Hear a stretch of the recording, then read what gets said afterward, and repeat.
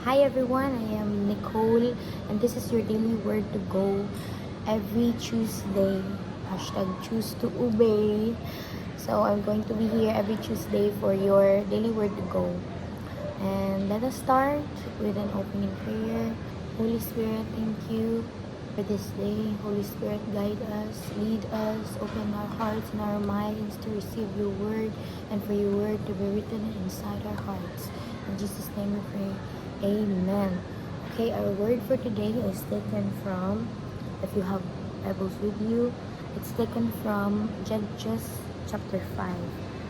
So, if you have time, you can read the whole chapter. But let us just start with a small recap. The whole chapter is about the song of Deborah. If you have free time later, you can read the word, the whole chapter.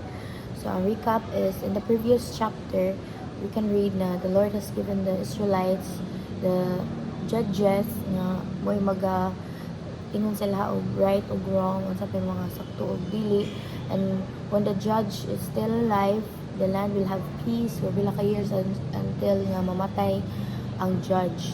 So mo na pamatay sa judge kay magduna sa evil ang mga Israelites, magsuko na sa Lord, but the Lord is still merciful kay magsisa sila cry out to Lord. The Lord will also answer them and raise up another judge. Right now is Deborah. So makita na to dili, nadaog sila, and then Deborah made a song. So we can see in this chapter Deborah sings about what the Lord has done. So makita din na to na praise jud ni Deborah si Jesus. Na to sa verse 2. When the princes in Israel take the lead, when the people willingly offer themselves, praise the Lord. Yun na ang pinaka first line sa iyahang song. So in this word, I believe the Holy Spirit is reminding us to fill His courts with our praise. Like ang heaven jud atong punon sa iyahang praise. Like kinsa man diri ang naka-praise ni Lord this morning. So dili jud pakwan. So amen. Praise the Lord sa mga nag-praise ganiha morning. Here's a Hebrew word for the day nga I want you all to remember. The word is Todah. Towdah. Todah. It means sacrifice of praise and thanksgiving. Makita nato sa Psalm chapter 100 verse 4. Ana dito nga, enter His gates with thanksgiving and His courts with praise, or with Todah. Give thanks to Him and praise Him. Mga panghatag, kasi pangayog pasalamat, panghatag pasalamat, di ba? Panghatag og pasalamat or pangayog pasalamat lain sa mga pasalamat. Kung manghatag og pasalamat, kinsa nagahatag og pasalamat karon ka? Kinsa ang nakahatag og pagpasalamat sa Ginoo karon nga adlaw? So ang mga wala pa nakahatag og pasalamat, now is the time sa panghatag na og pasalamat kay Lord. Kay sa gikan man jud mi sa argaw ba, and then praise daw na to, worship kay Lord is like a water cycle. So kung the more ta praise o worship, magahatag kang Lord, the more na to erase atong hands o sacrifice of praise, Todah, the more ta magatoda, the more kanang mura siya water cycle, the more sa tumawag water cycle, evaporation, condensation, and precipitation. Kung magsige daw ta og praise ka Lord, mura tag ato ang kuan kay evaporate ito sa kitag. Lord, thank you sa sun, thank you sa moon, thank you for sunshine, for rain, ana pa dito sa kitag. Lord, salamat sa mga imong giambuhat sa amo ang kinabuhi. Magsige daw ta og ana dito. The more magsige ta og kan, sige evaporate hantod ang condensation na dayon mga various clouds na dayon mag-form dito. Hantod magsige ka og kanang og praise ni Lord dito. Magkabug-at dito, muna na ang precipitation nga. Muna na, your rain comes down. Like our praise goes up, yeah, your rain comes down. So magsige daw ka og deposit dito og praise, worship, fasting. Tanan nimong gibuhat kang Lord. Muna dali kayo ang maabot ang blessings kay bugat kay ang imong pag praise og worship dito sa taas, sa langit. Imo yung gifeel ang kalangitan og praise and worship diha sa Ginoo. So muna dili ka mahibong nga nganong dili man ni maabot ang kaning prayer, nganong wala man siya answer Lord, basin kay tungod kuwang ka sa pagdayeg diha sa Ginoo. So karon suwayi og dayeg in Jesus name mo answer jud na si Lord. Diba ato ang praise ug atong worship is also a weapon. What if you are just like one hallelujah away from your breakthrough? So kanta mo guys, or like praise ni Lord, padayon og praise ni Lord para mas madawat nimo ang para imuha. Dapat mabigat ang pagsamba dito sa langit para bumagsak ang blessings. If wala pa'y breakthrough, kulang pa ang worship. So, muna siya ang ato ang timanan karon kay nagakanta man jud si Deborah o nagasulti, naga-insist gyud ta og kanta-kanta. Muna, maybe ma-feel nimo nga dili ka blessed kay maybe kana kuwang imong pagdayeg o pagsalig sa Ginoo.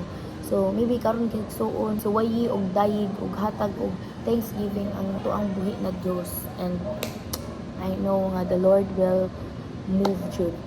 Ato na sa verse 3. Hear this, you kings. Listen, you rulers. I, even I, will sing to the Lord. I will praise the Lord, the God of Israel in song. So, dili, what did you na nato deny nga? Pwede dyan na to nga i-praise the Lord through the songs. Kita gani mo praise hindi ta sa tao through the songs. Sila, magbuhat-buhat din tagkanta. Nung diri, sa Deborah, I, even I, will sing to the Lord.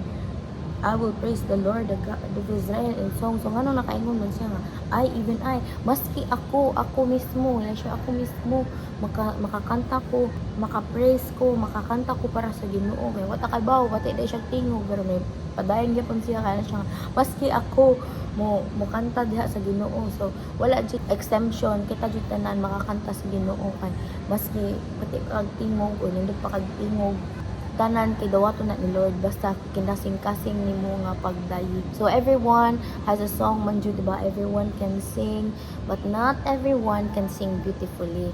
But kita jud tanan na jud tayo like ato ang own songs pang kanibaron nga album kay pang sad songs kuni kay nasakitan jud ko niya or kanang kani nga kwan kay happy kita, diba? Napagkita songs nga ila katuman to ni kwan may duman din mo ang tao, diba? If makanta to nimo like kapul na kay theme song sa imong crush, like pag bisag wala na uncrush na nimo siya pero madunggan to nimo nga song kay makakwan mo siguro to niya crush bit na ko siya sa una na dito ko ang heartbreak song. Heartbreak song na dayon siya. Naadyo sa to ba embedded ang worship, ang pag-sing kay murag diha na tagikuan ni Lord ni Lord anyways diha na basta mo na siya. Although dili kailangan mo kanta para mo praise, para magpuri, but makatabang ang music, makatabang siya pagpahinumdum kung unsa ang gibuhat kang Lord sa imuha. Kay every season lahi jud na ang buhaton ni Lord, every day lahi jud na ang buhaton ni Lord. And then if imo siya ikuan og song, imo siya i-connect sa song, baka dungog nimo ana nga song kay ma-remember nimo kato din nag-save ko ni Lord. Ay grabe jud kay si Lord ani nga panahon na kay imbis maguyab ko ani wa na lang ko naguyab kay kani nga song kay maka-realize na ko nga wala jud ay perfect, makaingon ko nga si Lord na lang. Mauna, walay pili ang pag-sing og praise. Ana bitaw sa Psalms, make a joyful noise. Kay kung di ka nila tingog, make a joyful noise. Kay basta kay imong kinasing-kasing. So, dili kinahanglan, mga nindot og tingog, maura ang mudayig sa Ginoo. Di na siya kinahanglan. Mo na, mukanta maganita sa video tikihan, balag, unsa na natong itong tingog, wala, baski out of tune, la, padahin niya punta kay feel na to lagi, kay labi na kung nagsakit atong kasing-kasing, wala, hilak-hilak din ka og mga kuan sa pa ng mga songs karon dira. And knowing us Filipinos kay hilig jud ta og music, maski yabag bahala na lang, maski ang yabag kay hilig og music. Kaya na bisag asa ka mo tanaw dili kay nadyo videohan. Di jud na nato madanay nga butang jud na sa atong heart ni Lord nga magdayeg sa iyaha through music. Ito ta sa verse 12. Wake up, Deborah, wake up, break out in song. Arise, Barak. Again, maybe you are one hallelujah away from your breakthrough. So muna, wake up mga nangatulog, wake up na Deborah, unsa kanay mungan, wake up na pukawan na nagakatulog na mga kasing-kasing sa pagdayeg. This is your wake up call. Kung imong pagdayeg natug na, mamathan na for the Lord is longing for your praise and your presence. Muna, makita na to sa Salmo, David commanded his soul to praise the Lord. Ana siya, bless the Lord, oh my soul. Diba? Kanta pa gina. Makita na to sa kasalmo nga na dyan siya. Iya dyan command yung soul nga. We bless his soul. Bless his soul. Bless the Lord, oh my soul. Kung ato pang kung ato siyang Bisaya, unhuy kalag, dayiga ang Ginoo. Lain na. Pero marang na ba? Huy ka ng mata na, dayiga ang Ginoo. Kaya kung mag-wait ka, like example, di na ko feel mag-praise karon ni Lord, yung sa man akong mga rason para dili mo dayeg sa Ginoo kay kani lagi mahitabo sa imong kinabuhi. But if maghuwat ka nga moalay nang imong sitwasyon, ang imong flesh, mong panitnon na mga kuan nga ma-align siya sa imong espiritu, wa jud kay mahimo nga praise o worship ana. Kaya nga naman, namtog sa Galatian, ningon nga, tanan kuan sa spirito is contradictory jud siya sa ganahan sa imuhang flesh. Dili jud na sila magkasinabot. Maghuwat ka, wa jud kay mahimo. So, you will just be a seasonal worshiper. So, depende ra kung sa imong feelings, depende ka sa imong feelings. So, dapat dili ta magpa-dictate sa atong mga feelings because it's never about us. It's about what He has done. Mabit ang praise, diba? Meaning, you are singing about what He has done for you. Unsa tong gibuhat ni Lord sa imong kinabuhi. So, manadili ta magpa-dictate sa tong feelings. Kaya tong feelings magbago-bago, mag-usab-usab. Diba? So, muna, bisag unsa gani mong buhaton, do it for the glory of God. Because when you do the things na ginabuhat nimo para sa Ginoo, dili para sa tao, maski panghugas pa man na yung Lord katuna ganito yung nag-inom ganito tagatisa ito nga pastor ano siya nga pila na ko ka years nagapay ako ka adlaw nagapay nga kanang musimba na akong pamilya yang anong di man jud sila musimba Lord anong gahi man kay akong pamilya tungod di ay kay hugason siya sige siya ako misad sige siya ginana sige siya kanang yaw ba panglabho siya ako misad inyo ali mabuli mo tagan ki siya og kuan but na niya na realize no pagkato ng yan ang yung gihilak ka Lord baala na ka sa akong pamilya Lord kabaw ka Lord imuhang promise kay nani jud nga musunod ko nimo kay musunod sa akong pamilya Lord yan ang ginatas yung let go og iyahang gihimo ang iyang gihimo kay nagasige siya og obey ra siya sa iyang parents but mo lagi ni kanang ang pag-obey ba depende jud sa imong attitude sa imong pag-obey kay pwede man nga mo-obey ka pero wa sa imong buot pero mo na ang katong gibuhat sa katong nga pastor kay ni-obey siya yang mama pangugas dito but then wahimo na niya ang iyahang mga buluhaton as a worship ba gibuhat na niya para sa Ginoo so manghugas siya kini ang adlaw sa Dios ana na siya dito mag-praise na siya while nagkuan magkanta-kanta na siya worship song sa iyahang like manghugas ang laba magunsa pa na mamilo kana iyan ang ginadayeg si Lord while nagbuhat ana hala wala na sayo hala wa jud siya na sayo pag after na nakita sa iyahang parents iyang kausaban nisimba ang iyahang mama o papa so dito nakita niya guys na dili jud ay na nga pirmi nga kanang dira ra gani kanang tungod kay spiritual na kay ka ba like wala na sa imong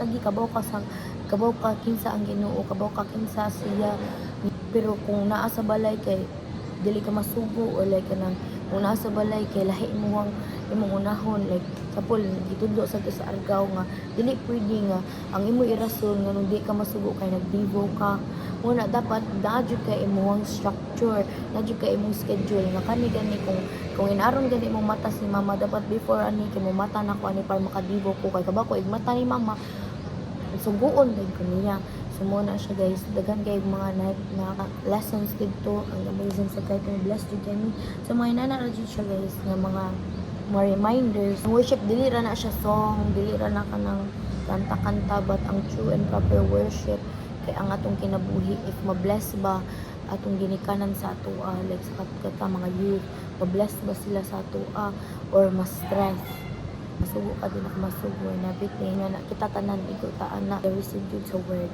so mo na ma-bless ba ang imong boss sa imuha like ma-bless ba ang maestra or kauban nimo diha sa balay ma-bless ba sila or ma-stress so ato nang i-pray ni Lord na pangkuaw na nga kanang mga kinaiya karon tagaan man ta karon ni Lord og new day that the Lord has made for us to repent para magpaduol o magpatabang pa jud diha niya na ma-let go ang mga kinaiya nga wala pa na to nga na let go mga things nga wala pa na pahimaya makapahimaya sa Lord ba. So mo na siya in Jesus name. May God give you His spirit of praise.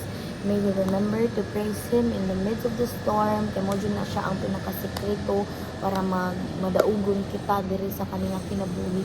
And may we continue this day with thanksgiving, filling our hearts at this moment. In Jesus' name. So mo siya in Jesus' name. Amen. This is your daily word to go. Thank you and God bless. See you next Tuesday. Hashtag choose to obey, guys. Bye!